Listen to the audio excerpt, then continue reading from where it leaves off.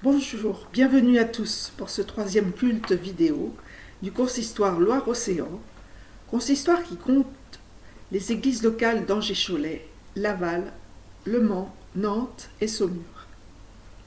Qui que vous soyez, où que vous soyez, installez-vous confortablement devant votre ordinateur, votre tablette ou votre téléphone. Mettez-vous en mode pause, un moment, pour prier et écouter la parole de Dieu. Qu'elle soit pour vous nourriture et réconfort dans cette période de crainte et de désarroi que nous vivons actuellement. Commençons par lire une prière proposée dans Parole pour tous par Magali Carlier, pasteur à Auxerre. Mon Dieu, tu es mon berger, en toi je me repose, auprès de toi je reprends souffle. Mon Dieu, tu es mon berger, tu traces mon chemin, tu me donnes des forces pour prendre la route. Tu me soignes et tu me guéris et tu me sauves de tout ce dans quoi je m'enferme. Tu me soignes et tu me guéris, tu me sauves et tu m'apaises et tu me fortifies. Pour la gloire de ton nom, Seigneur, tu es le berger. Nul autre guide que toi pour moi et pour le monde, pour moi et pour les autres, pour chacun d'entre nous. Nous irons boire à la source à laquelle tu nous mènes. Nous irons paître dans la montagne que tu nous réserves. Car nous savons, Seigneur, que tu es le bon berger. Il n'y en a pas d'autre. Nous regardons autour, il n'y a rien à craindre, car tu es le bon berger et tu es là. J'ai placé ma confiance en toi, dit le peuple que tu t'es choisi. Amen.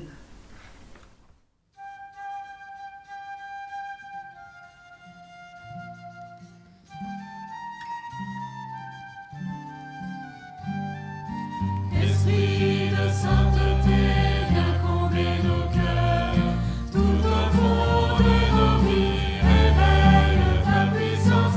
Esprit de sainteté, viens combler nos cœurs, chaque jour fais de nous des témoins.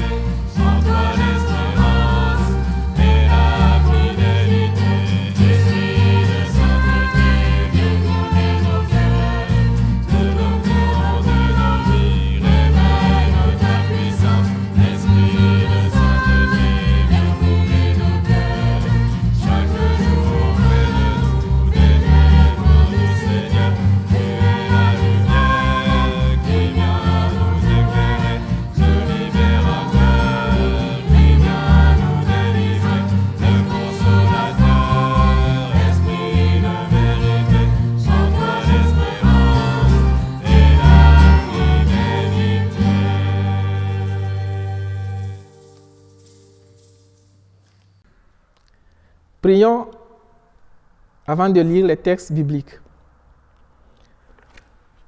Très cher Père, toi qui as créé ce monde pour accueillir ta vie, tu vois combien souvent nous avons du mal à vivre à la hauteur de ton espérance. Pourtant, nos médiocrités ne mobilisent que ton amour immense et ton pardon que tu nous assures aujourd'hui encore.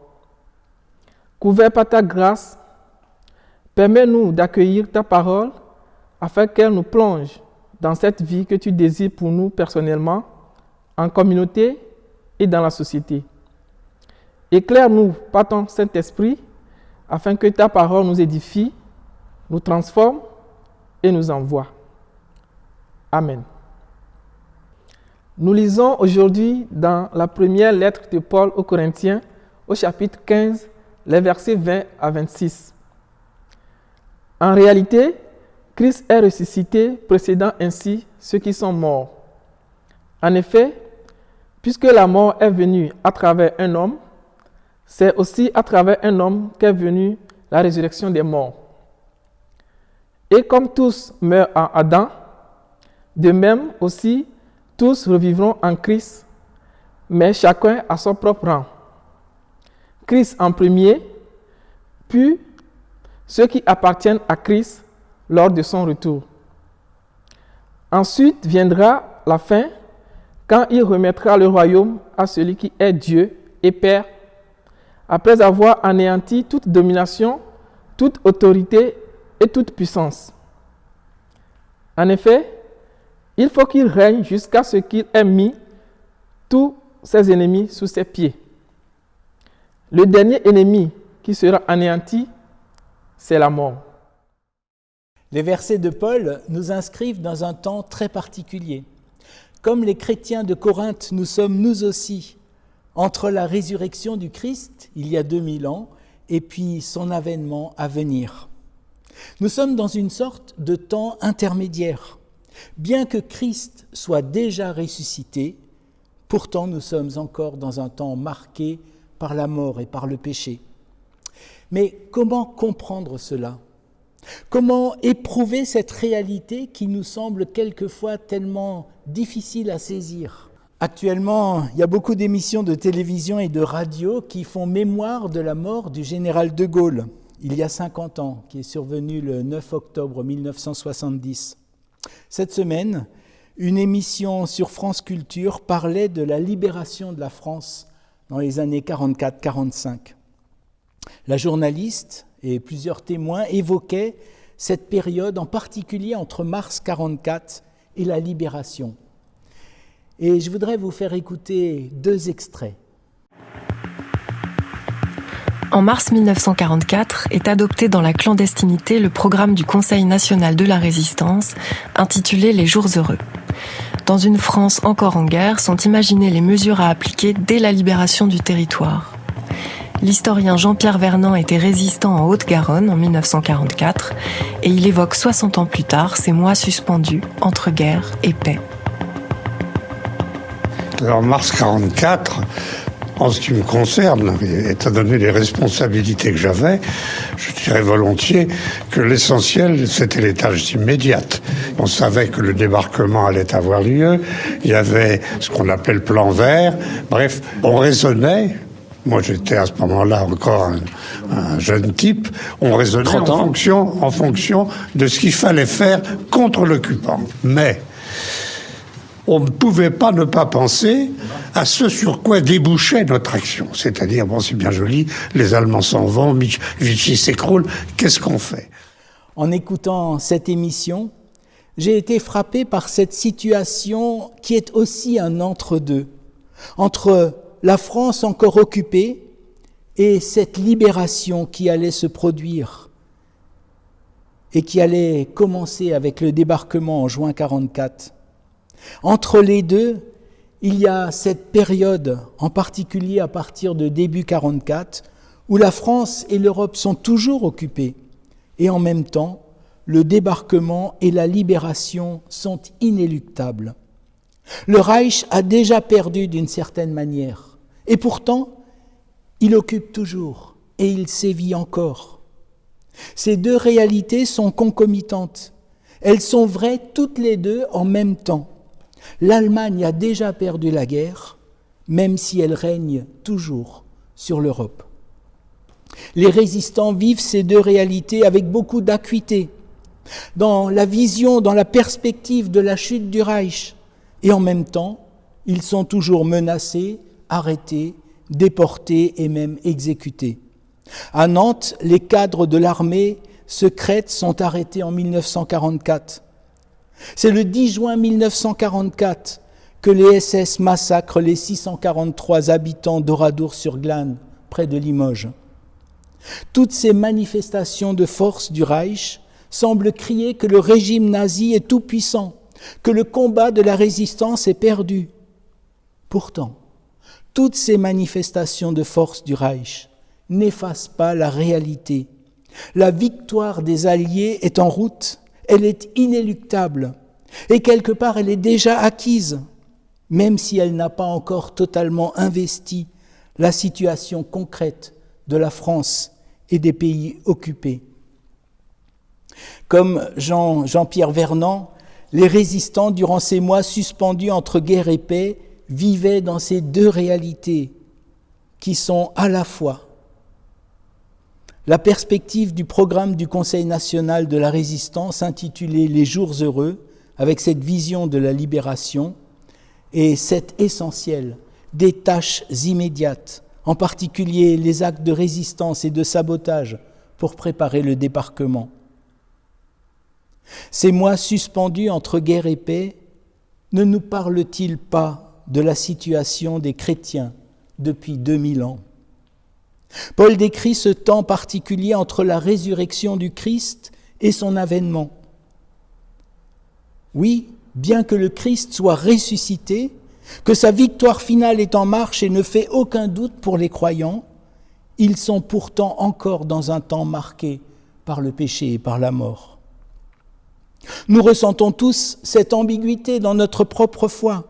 Nous accueillons la parole du Christ, cette parole de vie, sur notre travail, sur nos engagements, sur nos relations. Mais nous connaissons trop bien aussi les œuvres de mort et de mensonge qui demeurent en nous. Ces œuvres semblent quelquefois affirmer l'échec du Christ. Elles peuvent nous faire douter de la victoire du Christ. Pourtant, cette victoire est en marche. Elle est déjà acquise, même si elle ne s'est pas encore totalement concrétisée dans notre vie. Nous aussi, comme croyants, nous sommes amenés à vivre sur ces deux registres en même temps. Vivre dans la vision de la victoire de la vie sur la mort et en même temps ne pas perdre de vue l'essentiel des tâches immédiates liées à notre condition d'homme pécheur vivant dans un monde défiguré par le mal. Quelles sont donc ces tâches immédiates pour résister au mal, pour construire dès maintenant le royaume de Dieu? Résister au repli sur soi, résister au défaitisme, résister aux théories complotistes stériles qui plongent dans l'inaction ou dans la déprime. Mais il ne s'agit pas seulement de résister, il s'agit aussi de poser des actes positifs de solidarité, d'entraide, faire des projets, être reconnaissant pour le cadeau de la vie. À chacun de nous de réfléchir et de demander au Saint-Esprit de l'éclairer sur ce sujet. La veille de son exécution par les nazis le 9 avril 1945, le pasteur Dietrich Bonhoeffer envoyait encore un message à un ami. Il y écrivait « La victoire est certaine ». Face au mal qui ravage notre monde, face aux épreuves que nous rencontrons, nous pouvons nous redire « La victoire est certaine ».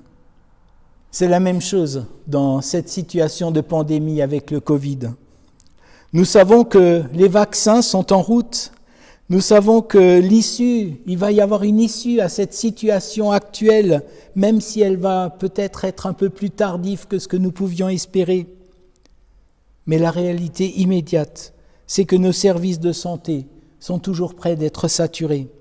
C'est qu'il y a des centaines de morts chaque jour en France encore. C'est que l'isolement est souvent vécu de manière plus douloureuse pour les personnes qui sont déjà parmi les plus vulnérables. C'est que l'économie est dans une situation difficile. Et il nous faut vivre avec ces deux réalités. Être dans la vision de l'après-pandémie qui vient, des projets qui iront avec, et en même temps les tâches immédiates. Respecter les gestes barrières, nous soutenir mutuellement, prenant des nouvelles les uns des autres, aider là où nous pouvons.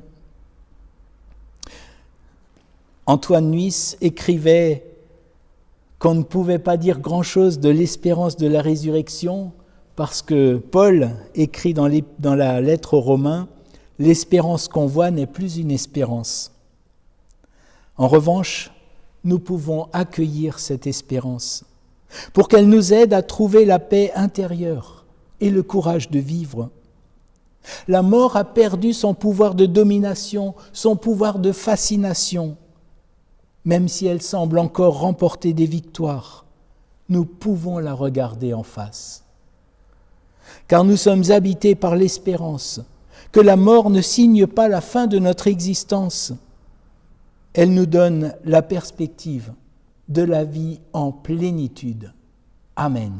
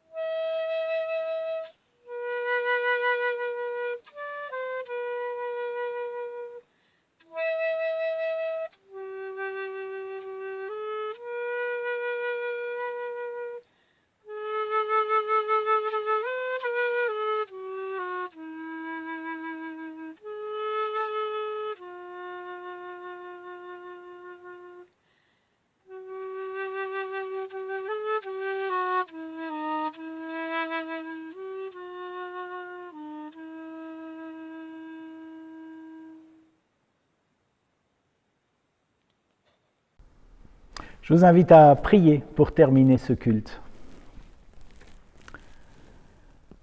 Seigneur, nous avons entendu ton appel à nous tenir debout dans ce temps où nous sommes à la fois dans ta résurrection et aussi engagés dans les combats du monde. Peut-être que nous avons du mal à avancer. Donne-nous de trouver des frères avec qui cheminer. Aide-nous à ne pas nous traiter trop durement et à trouver les moments propices pour saisir ta main. Nous te prions pour ceux qui ne te connaissent pas, pour ceux qui disent qu'ils n'ont pas besoin de toi, pour ceux à qui on a présenté une image tellement déformée de toi qu'ils rejettent ces caricatures. Que chaque être sur cette terre puisse recevoir un témoignage juste et respectueux, afin que tous puissent te découvrir tel que tu es vraiment, unique et rempli d'amour pour chaque personne. Nous te prions pour les jeunes en études, particulièrement pour ceux qui sont dans des années cruciales, les années du bac ou les premières années d'études supérieures. Nous te confions les jeunes avec leur envie de construire ce monde, d'inventer leur avenir, leur carrière, leur famille. Aide-leur à te faire de la place dans leur quête, afin qu'elles deviennent de vrais chemins d'avenir utiles pour toute l'humanité. Beaucoup travaillent et s'engagent pour combattre l'exclusion, le mal-logement, s'investissent pour la santé, la solidarité, la justice. Tu vois, Seigneur, nos efforts qui sont quelquefois dérisoires face aux besoins et aux défis. Aide-nous à croire que chaque petit geste compte et en même temps, veuille multiplier ta grâce au-delà de nos capacités et de nos actions limitées. Raffermis notre enthousiasme pour nous engager. Et nous rassemblons toute notre prière dans la prière de Jésus. Notre Père qui es aux cieux, que ton nom soit sanctifié, que ton règne vienne, que ta volonté soit faite sur la terre comme au ciel. Donne-nous aujourd'hui notre pain de ce jour. Pardonne-nous nos offenses, comme nous pardonnons aussi à ceux qui nous ont offensés. Et ne nous laisse pas entrer en tentation, mais délivre-nous du mal. Car c'est à toi qu'appartiennent le règne, la puissance et la gloire, au siècle des siècles. Amen.